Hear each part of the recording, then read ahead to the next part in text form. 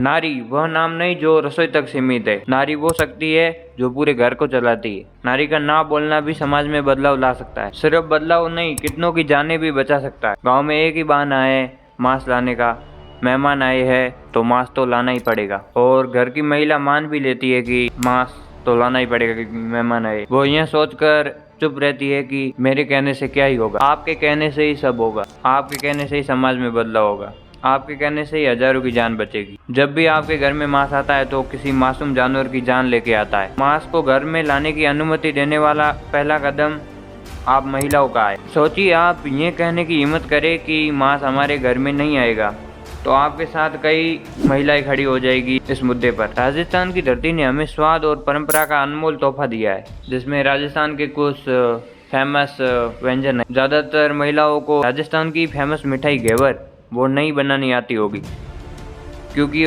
उनके लिए स्पेशल यही बताया गया है कि माँ से स्पेशल होता है, तो वो बनाना भी क्यों सीखे, क्यों कोशिश करे सीखने की। हमारे राजस्थान की संस्कृति ने हमें दिया है वो कहीं नहीं है।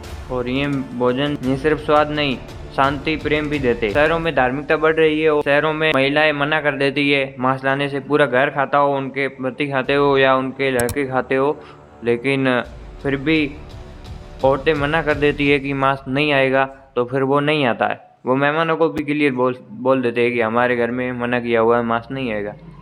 या कोई ऐसा कुछ कह देते हैं कि पूजा वगैरह कराई है तो मांस का मना बोला है पंडित ने।